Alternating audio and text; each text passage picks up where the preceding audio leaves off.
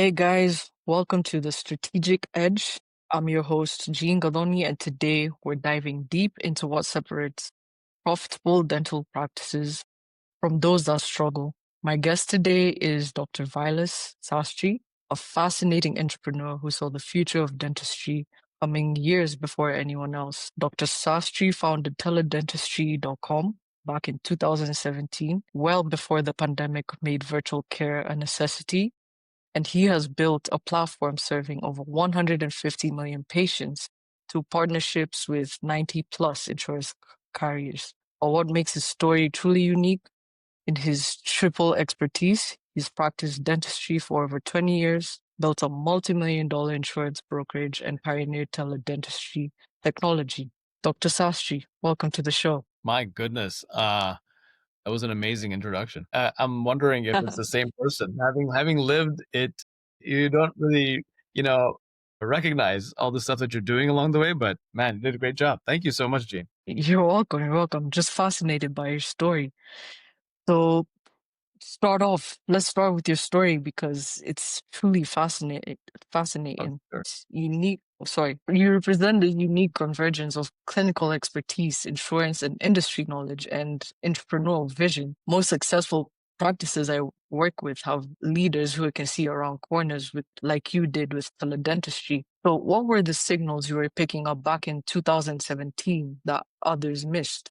And how do you stay ahead of industry trends that impact profitability? It's a great question. And, first of all, I'm very flattered to be on your show. So thank you for taking the time to invite me and just ask these questions and get my perspective on some of these things. I have to say, when the teledentistry was the result of several things that happened prior to it. So it wasn't like I just woke up one day and then said, oh, let's start a teledentistry company. That really wasn't the Mm-hmm, case. It was born out of having had multiple dental practices and running them successfully for several years prior, and the mm-hmm, dental insurance brokerage firm, which I also kind of founded back in 2007. So there was like a good 10 years of work mm-hmm. prior to teledentistry coming along in 2017, and Yeah. really what I saw was, what do people want from their dentistry? And then the next question is, what do people need from the from the dentistry? And Yeah. it sounds the same, but it's not. And so wants and Mm-hmm, needs are two very distinct things. And as a dental practice owner, you have to craft your practice and the services you provide in such a way to meet those wants and needs. So a good example would be yeah. something like, okay, I want wider teeth or I want straighter teeth. That's a want. You don't need it. Yeah. Need is, oh, I'm having an abscess and I need you to pull this tooth out like right now. So that's a totally different type of a service that you'll be providing in your practice. And that's just to give you and your listeners some distinction in terms of wants and needs. So you have to kind of Mm-hmm, think about how you want to be able to service both of those individuals. Seems very obvious, but when you start getting into it, that's where the distinction, you'll start realizing the distinctions pretty quickly. Fast forward a little bit to the dental insurance brokerage firm that I created. The reason for it was because, and here in the United States, and your listeners may be international, and so we have a heavily insurance dominated sort of a construct when it comes to providing healthcare, and that's fine. Collective bargaining is absolutely a good thing for patients ultimately, and I wanted to mm-hmm, learn more about dental insurance, and I figured the best way for me to learn about it was to get into the industry, and so I started selling it. So it's one of those things where, like, you do something and you learn more about it, and that's kind of how I approach dental insurance. Then over a That's, period of mm-hmm, time, I looked at the dental insurance world and some of the parallels that were going on in the medical insurance world. And I started realizing, mm-hmm, and this wasn't overnight, this took place over the course of several years, that the medical insurance world was way far ahead in terms of technology and service capability than the dental insurance world. And so that's kind of what led me down the pathway of technology, and then the germination of the thoughts around teledentistry and stuff like that. So yeah, I'll pause there if you have any questions or anything. By all means, go right ahead. that is fascinating with what you've built. So it actually even leads to this next question is everything you're managing, the platform, the partnerships, and serving over 150 million patients across the US. Are you able to walk me through how these different experiences shaped your approach? Like, what does a typical week look like balancing your strategic vision with the day-to-day operations of your business? Okay. So you definitely have to allocate time for each. It's not like and then you have to allocate time for fires that take place periodically in your business as well. Obviously, during the pandemic, the need of the hour was emergency Mhm, services through teledentistry. That was the need of the hour. And I use that word very specifically to say need, right? And that was what everybody needed. That's what everybody wanted too. And it just kind of combined, because dental mhm, practices had shut down. And I mean, I'm not kidding. During that March or early March, when the pandemic really kind of and the closures started taking place, mhm. I mean, I had family members coming up to me and going like, "Okay, on this startup, you're actually going to die this time." Like you're working that much. Yeah, And I was getting calls from, I'm not kidding, like Indonesia, Japan. I mean, and I didn't even understand what these people were saying because I don't speak those languages. And they were just like, all I could hear was dentistry and teledentistry on the other side of the phone. And you could hear the mhm, desperation because it was like, people didn't know what to do. And we had the brand, we have the name of the company is teledentistry.com. And I mean, everybody gravitated towards us. And we already had a solution in place with a mhm, major insurance carrier with about 5 million lives prior to the pandemic. But just to kind of give you an idea, so that's where we really kind of took off. And we have never looked back since, quite frankly. Coming to your question about like, what does the week look like and what do patients experience when it comes to our mhm, services? Now that it's been 5 years since those early days of the pandemic, the needs we've we've evolved our business really over the years to become more than just emergency based. Granted, that's where we had our foot in the door, with all these big insurance companies. And we've been servicing them and their members, over this period of time. But now we're starting to enhance the technology and the products that we're able to deliver to people through our technology to include things like fluoride delivery trays. As you mhm. may or may not be aware, fluoride in the water is a big hot ticket item right now in the political sphere of things. Those same Yeah, folks who are looking to I'm sorry, remove fluoride from the water, they will, the same sentence say that they acknowledge that fluoride is good for strengthening teeth and preventing decay. So there is a line to be walked between the right and the left of the US political divide when it comes to fluoride. And that is mhm, targeted local delivery of fluoride through teledentistry enabled systems. And we have that system now. And so this is something that we're pioneering with our insurance carrier partners. And this is a prevention based program. Unlike the emergency based mhm, program, which is purely designed to help somebody avoid the emergency room, which is also very important. Now we're also evolved our product capability to being that on the preventive side. So we do a carrier's risk assessment over the phone with an individual, and then based on the mhm, carrier's risk, then we will deliver a fluoride tray to the patient's home, and then they can bite into mhm, it, and it's prescription based, and so it's only under the approval of a licensed dentist. So that's as far as fluoride is concerned. And you can imagine, this is the mhm. solution needed for those states where they're removing fluoride from the water and and for those parents who want to ensure that their children have the best possible treatments available to them through their insurance coverages. So we've gone from emergency based to preventative based, and we also Yeah, have now facilities where through teledentistry we can even replace teeth using partial dentures, and so we yeah, have partnership with some of our vendor partners wherein we can send out a impression kit to somebody's home. mhm, They take the yeah, impressions, and then we will fabricate a partial denture for them and then we send it back to their home.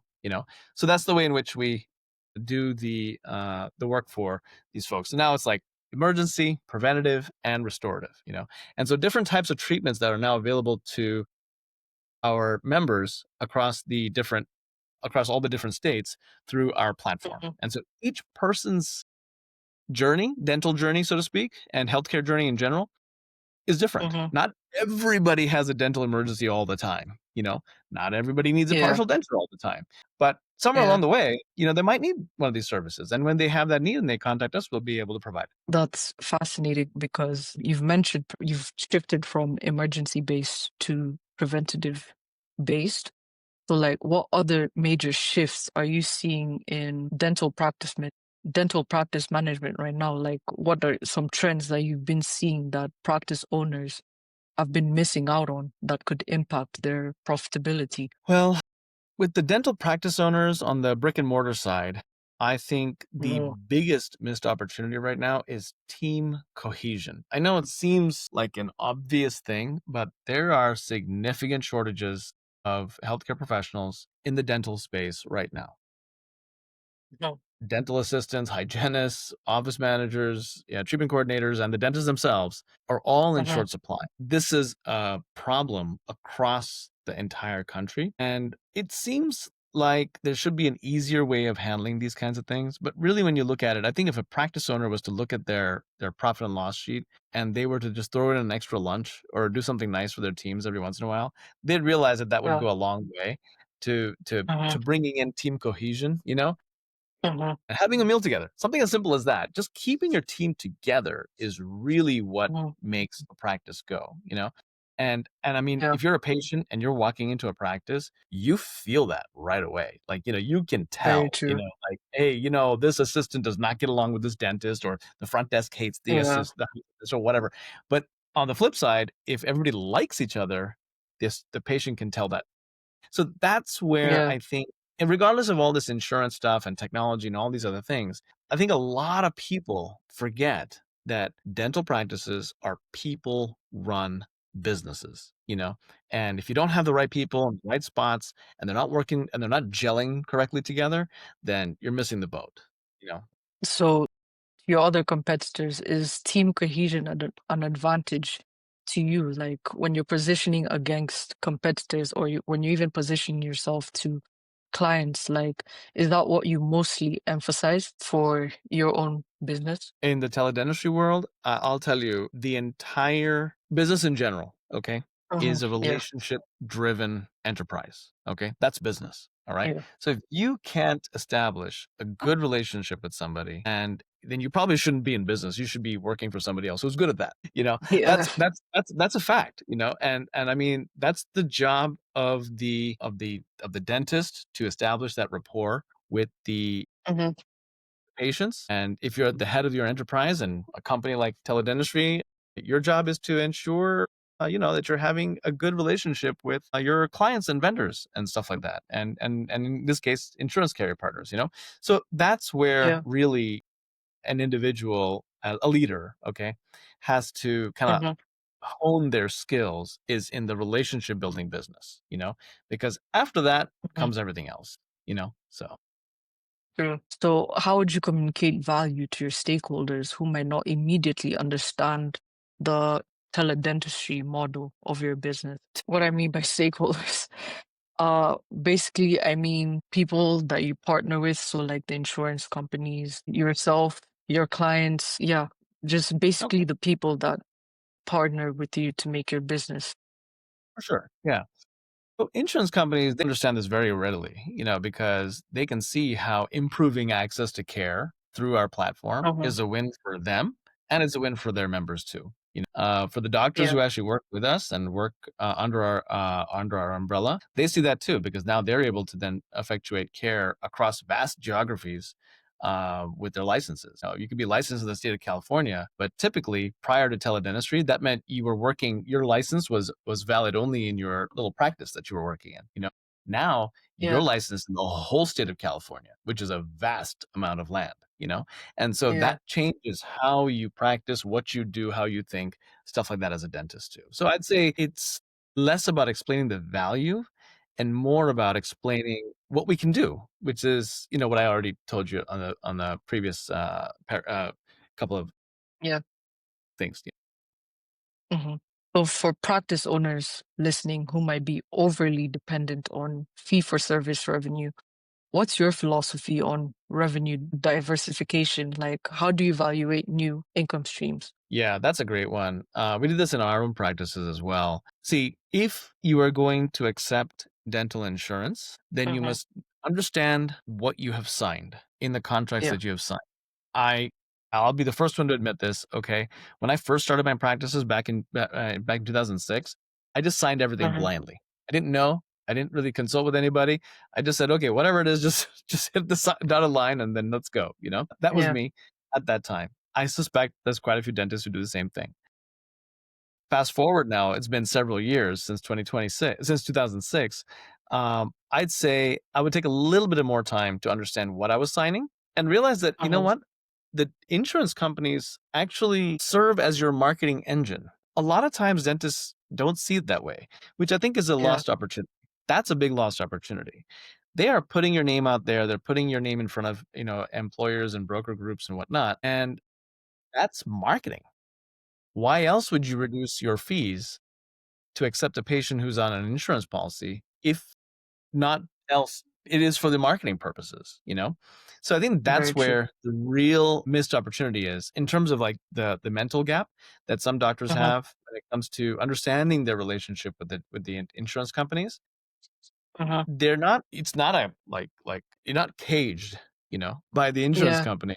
Rather, it's a partnership, and the partnership is marketing. You're getting marketing from them, and they are then in turn sending patients to you. So it's no different than, Yeah. okay, if you don't want to work with a dental insurance company, well then guess what? You're going to be doing marketing anyways in the form of Yeah. Google or Facebook or Yelp or whatever, and Yeah. having people come into your door. Guess what? You're spending a lot of money on marketing, Uh-huh. and then you're going to have people come in and spend whatever they want. But you may not have the insurance claims submission and stuff like that because you're swiping a credit card, but you are going to be spending money on the marketing for sure. So just understand, how these systems and processes work. And then I think that's the best advice I can give to somebody who can potentially work with insurance companies and the opportunities that are available to them.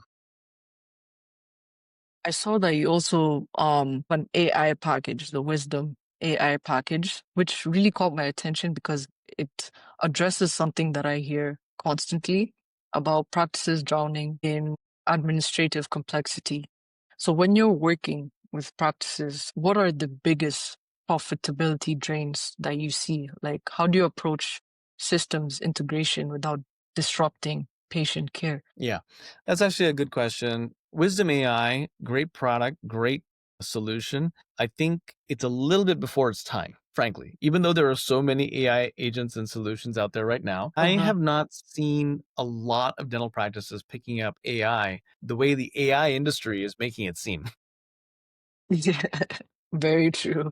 As much as I would love to think that every single dentist out there, has AI front desk and AI X-ray imaging and AI whatever, AI EIO, you know, like old McDonald, I'm not seeing that, and there's a lot of technology out there, I admit. But the bottom line is, I think a lot of people don't appreciate exactly how much advanced AI, how advanced AI is, A, Mhm. and then B, I don't know if dentists want to spend that kind of money on it. I think there's a gap there, and so a Yeah. lot of it is very expensive too. And a lot of dentists I know will say, "Well, I can," and I mean, I'm not saying they shouldn't do AI.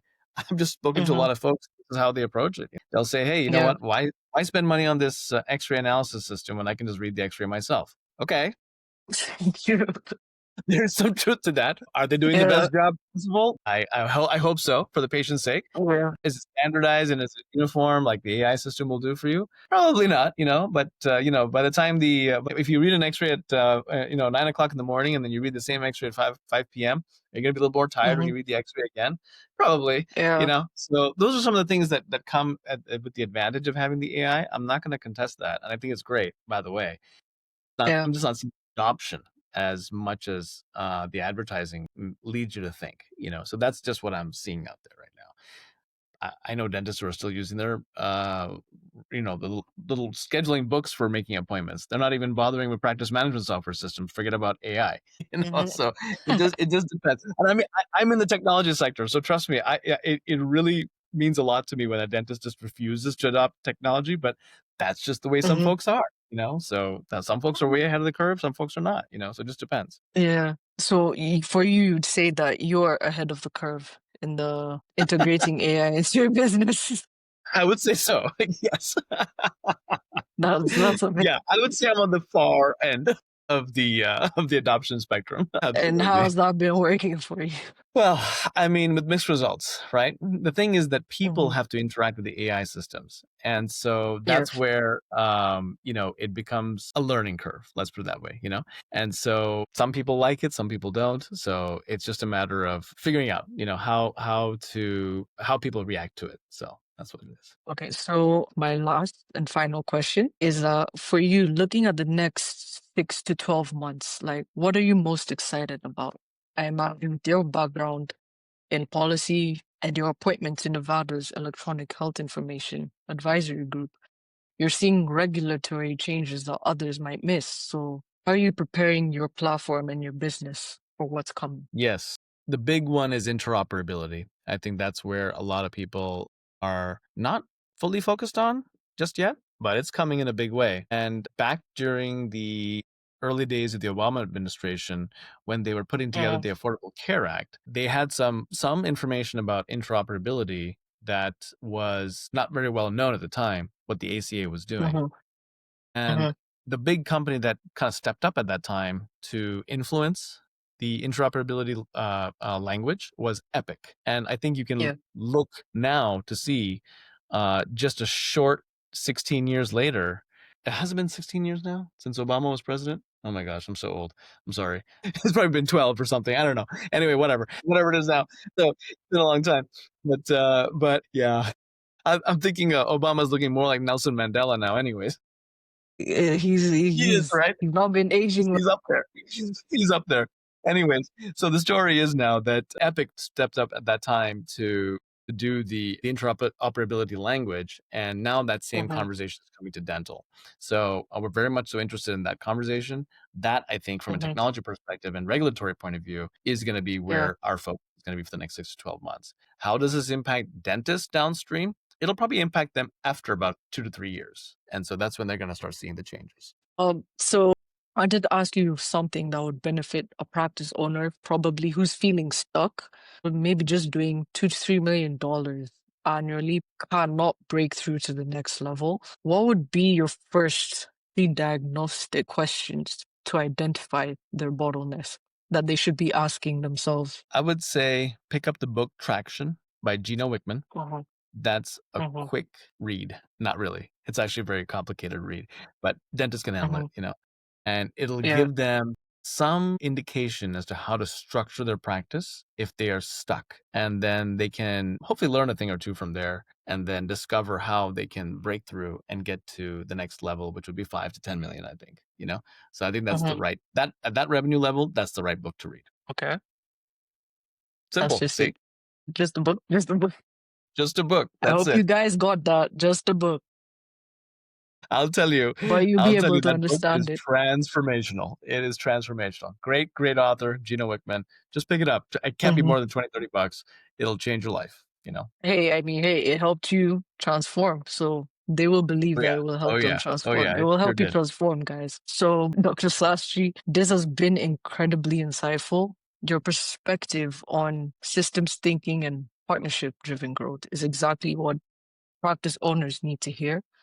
For listeners who want to learn more about your work in teledentistry or even explore potential partnerships with you, how should they reach you? Oh, they can just hit us up on our website, teledentistry.com. If you're interested, if you're a dentist and you want to work as a teledentistry.com dentist, scroll all the way to the bottom and hit careers. If you want to learn more about teledentistry, do the same thing. We'll be happy to talk to you. I'll include the links down below for his website, as well as if you want to connect with Dr. Sastry on LinkedIn and anything, I'll also include the links below. So, Dr. Sastry, all I have to say is thank you very much for joining us today on the Strategic Edge. If today's conversation sparked any ideas of your profitability strategy, we'd love to hear from you. And until next time, see you, folks.